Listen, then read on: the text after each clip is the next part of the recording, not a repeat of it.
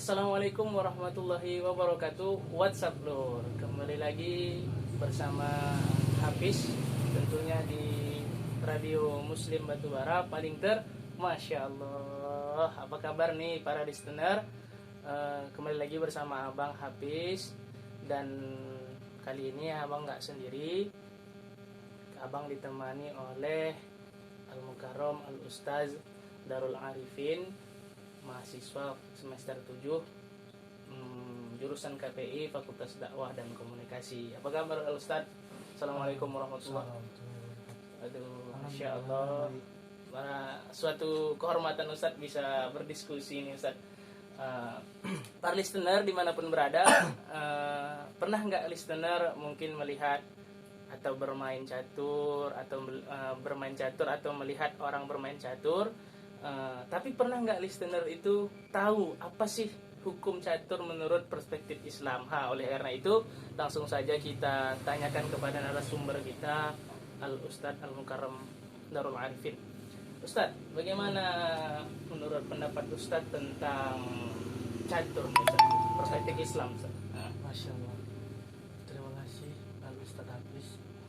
Sebenarnya catur ini dalam masalah fikih, karena fikih itu relevan ya, sesuai dengan kondisi hukum.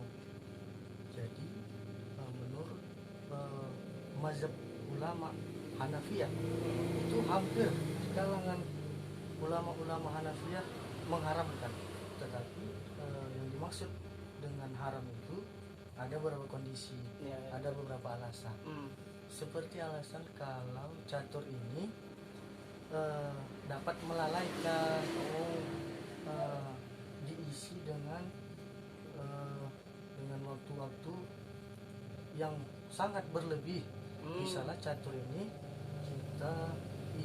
kita banyak mengeluarkan waktu demi catur, bahkan itu sangat berpotensial. Misalnya contohnya kalau kita bermain catur sampai berlarut-larut, itu sampai meninggalkan kewajiban, di situ alasan mazhab Hanafiyah mengharamkan. Jadi Ustaz, kalau misalnya dia boleh Ustaz, maksudnya kan ada juga nih kan nggak sedikit orang Islam yang bermain catur. Kira-kira mereka itu pakai pendapat yang mana itu Ustaz? Kalau dia boleh ya kan. Jadi kalau di mazhab Syafi'i itu hampir kalangan ulama-ulama Syafi'iyah itu hampir dia makruh, memakruhkan permainan catur. Tapi ada sampai ulama-ulama yang membolehkan.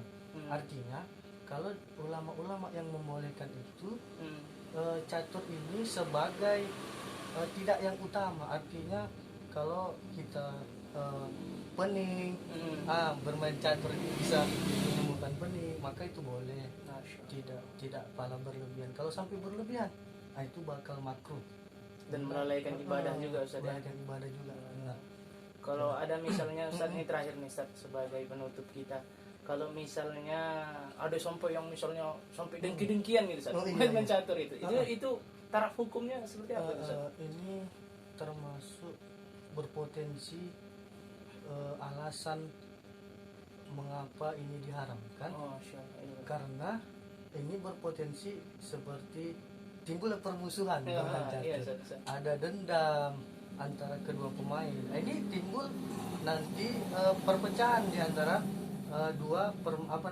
sahabat gitu, dua sahabat atau dua tongkrongan gitu saja. Itulah bisa menimbulkan haramnya bermain catur. Tapi kalau mengisi waktu senggang, menghilangkan pening atau penat dengan bermain catur, itu nggak apa-apa lah. Boleh. Baik listener, mungkin sekian saja perjumpaan kita kali ini.